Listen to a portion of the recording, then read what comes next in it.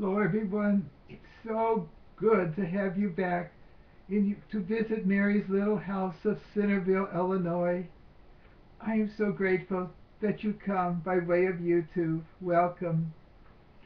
We had some trouble down the basement. Our dehumidifier wasn't working. We got mildew all over the place.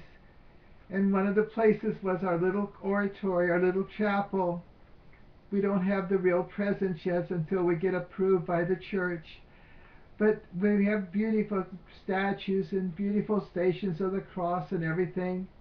What we did to have also was this little basket-like wooden basket. It's made of very coarse um, twigs, but we keep infant Jesus, people that give to us. We keep them very lovingly in this little, like a crib thing. Oops. Anyway, I had to clean these today. I look forward to doing it when the mildew was all over the place, and the chapel's all sparkling again by God's help. But anyway, I just wanted you to know we love the infant Jesus, and I'm tilting it and they're all falling on the bottom. But anyway, the I wish you could see them all. They're just little tiny ones. Um, that's got orphans, and we found them, and we give them a place, and we put together every Christmas. We put nativities together and give them away in gift bags. We got big ones and little ones, and so some of these will be going in the gift bags when Jesus, the infant Jesus, is missing, and we match the other figures of Jesus, Mary and Joseph, the shepherds, the three kings, and all. But this is our little collection of infant Jesuses. Also, I can't. I was praying just before I came here, and in my room we have this one here. This is like a doll of Jesus, of the infant Jesus. It's one of my favorites. We were just beginning the ministry. I was cleaning out the hall closet there, and I reached up and I felt an arm, one of the little arms here, and I brought it down, and I told Cindy I found it, and Cindy says, yes, we fixed it up as a little gown here. He's falling out of his basket, and a little cross, a beautiful little tiny cross on his neck there. Anyway, I said, well, that would be nice to get to a little girl or something. And Cindy was shocked and surprised and everything else. Said, no, this is very special, and it became very special to me. Many times I would hold it and talk to the infant Jesus. This is because it's so more human than a statue. It's so beautiful, and it's one of my favorites of the images, infant Jesus. At first I thought it was more like a toy or something, but it became very, very close to me. Okay. Also, we have. Hey, you got to slide off.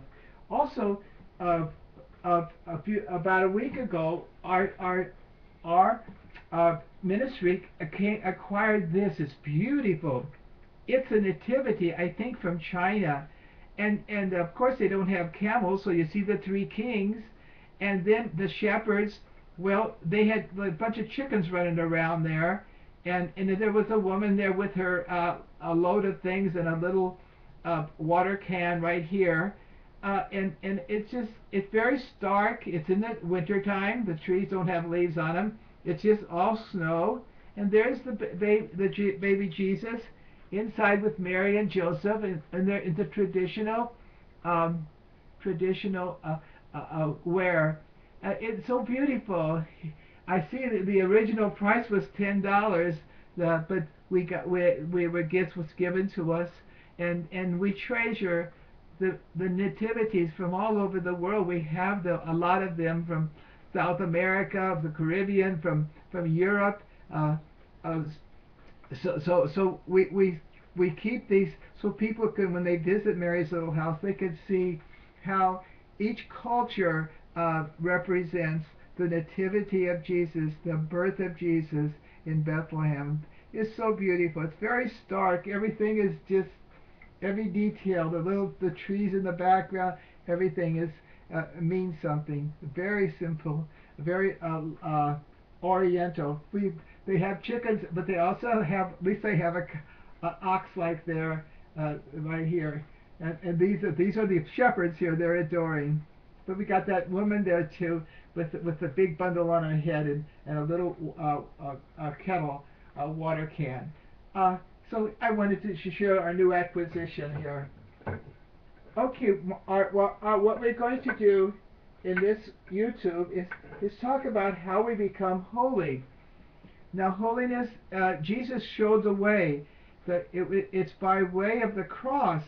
By way, the cross is giving of ourselves, self-sacrifice, as Jesus gave himself for offering himself on the cross. We are called to do the same. He's the head, so where the head goes, the rest of the body goes too. We're his body, the mystical body of Christ. So we all have to go through that narrow gate, which is the way of the cross. Now that sounds awful, but it's not. It's the happiest thing in the world, that the way. The wide way, one mystic put it, there's a big wide, like a big highway, and there's carnivals, and there's all kinds of things, and music, and drinking, and all the carrying on and everything. That ends up in nowhere. It just fizzles out. It's not. Is that all there is? It's disillusion. And it's just self satisfaction and all that, and that ends up in death. But the way of the cross ends up in joy as we make our way with Jesus to the cross, the way of the cross, and it was a joy to love. Love is the secret to happiness, secret to the youth, to our youthfulness too. So the way of the cross. But how do we live this way of the cross that Jesus calls us?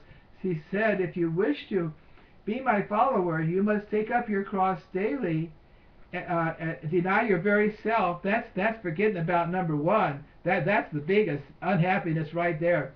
Deny your very self, take up your cross and follow me. Take up your cross daily. So it's a day thing.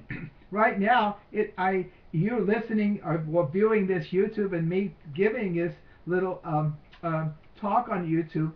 It is your way of the cross, is your daily duty. Okay, now we're getting to daily duty. Now, the one who revolutionized this was a saint in the turn of the last century. She lived in the 1900s. This is the Teresa of the Child Jesus, Saint Teresa of the Child Jesus of the Holy Face. By the way, this was sent to me by a dear friend in the penitentiary. And one of his fellow cellmates was an artist, and he got this. I don't know how he got the copy, but he matted it on this nice piece of cardboard or paperboard, and it's so beautiful. But anyway, she changed everything. Before asceticism is our effort we put into growing in holiness. And mysticism is God's work. Asceticism. So we have to do penance. Well, they were doing all kinds of hard penances in her time, and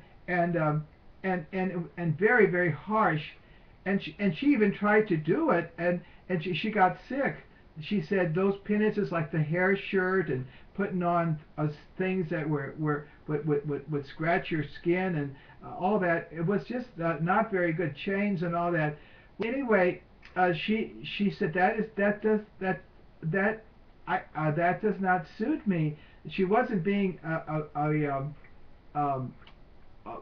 rebel or anything. She found the little way of spiritual childhood, and I've been talking about that. So she taught us how to follow Jesus, our way of the cross, taking up our cross by doing our daily duty. So our daily duty is our way of letting God take over our spiritual life. all we are to do, God will show us the way in showing us our daily duty. And all we are to do is doing that with great love. So it sort of takes all our hard effort, like hurting ourselves or making ourselves feel bad or something like. We let God do what He wants with us. We let God show us the way. All we're doing is fitting into God's plan for us, which is shown in our daily duty in each moment. Someone said each moment is a gift of the Father. It's where the Father reveals Himself, arranged by the Mother. Our Blessed Mother has a hand in that to show us, to help us. She does all the arranging, so to speak, of God, of God, what God wants of us. So the little flower taught us that. I am like when I prepared for this or did this, cleaned up each of the little figures in the little crib-like thing here. When I wanted to do it the best I can. That's what the little flower did too. When she was wiping the floor or shaking out the blankets or doing the laundry with the other sisters, and one sister splashed her all up, and and she could have just been very annoyed, showing her annoyance, but she just kept on going. She offered what God gave her, the splash in the face or whatever, and she did it with joy. She did it so well that when she died, two of the sisters outside her room after she died said, "What are we going to talk about? She didn't do anything extraordinary." But she did. She did her daily duty with great joy and happiness. And it makes our day wonderful, because what do you want for me to do? To clean the infant Jesus figures or do the kitchen floor? It makes the kitchen floor, it makes dishes, it makes even little things that people annoy us with very special, because this is the way God is calling us to say yes to His love, to transform us by sharing in the cross of Jesus, dying to ourselves for the love of others and the service of others. That she added the charity too. That she did everything for her sisters, especially the ones who were the most difficult and the most get on your nerves. She loved them and was always cheerful. One of the sisters, after she died, during Teresa's life, she annoyed her. Teresa was so annoyed by her, and none of the sisters, even the other sister, didn't want to even touch her. Just get away, because she was such a annoying person. But Teresa asked her mother Prioress if she could work with her. Well, anyway, she did, and she did everything, the way the sister, and she all kinds of directions and everything. She tried to please this sister. With this sister, same sister that she tried to please after her death, she said, "You know what? I really made her happy." The Saint Teresa, the Child Jesus. I made her really happy. I could stand before God and say I made a better life for her. And really, well, she did make her happy, but because of making her die to her own satisfaction, and put up with her sister's difficult temperament. So doing God's will each moment, and loving others, especially when they get on our nerves and things, to be patient with them, and to sit with them, and figure out how to make them happier if they're so grumpy or whatever. And for our spouse too, we don't have to change them. We just love them unconditionally, and we don't have to. There's no competition, or he's doing not enough, or whatever. We just try to work together. We're not doormats. She wasn't. Teresa, the Child Jesus, wasn't a doormat, but she loved. She overcome those difficulties not by competition and button heads, but by loving them loving them back to life, being a good example to them, being, we say we catch more flies with a spoonful of honey than a big barrel of vinegar, that kind of thing. But she didn't do it just to manipulate people or something like that. That's not it, love. Love is just loving unconditionally. So daily duty, doing everything with all your heart and doing it for love of God and love of our brothers and sisters, our neighbor, our family, that this is the way we share in the cross. This is the way we grow in holiness. This is the way God shows us the way. We're not choosing our little penance over here or choosing that. God's choosing everything for us, because then we're just saying, yes, God, what do you want me to do? And give me the grace to do it with my whole heart. That's what the little flowers taught us. And it makes life so beautiful. Even the same old routines and all.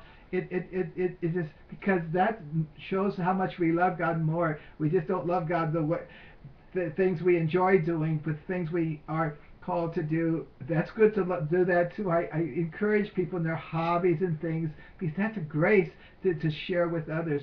But especially when we have to do things that are against our repugnant and messy and icky, we do it with great love for God. We die to our own fastidiousness or our own taste and all that, and do it out of love for our neighbor. I'm so grateful to be with you. Thank you. You inspire me. I look forward to these YouTube visits at St. Mary's Little House, who has all these images of Jesus, and many of you have helped us with them in sharing them, or in rescuing a little a statue or a little image of Jesus, infant Jesus. We thank you for all you do for us and for the church, and especially in your inspiration to grow in holiness. So you don't become holy just all alone in some log cabin all alone, but we become holy with one another by our prayers for each other, our good example to each other, our feeling so loved by each other, and loving you, being loving one another. God bless you. Thank you for coming. Bye bye.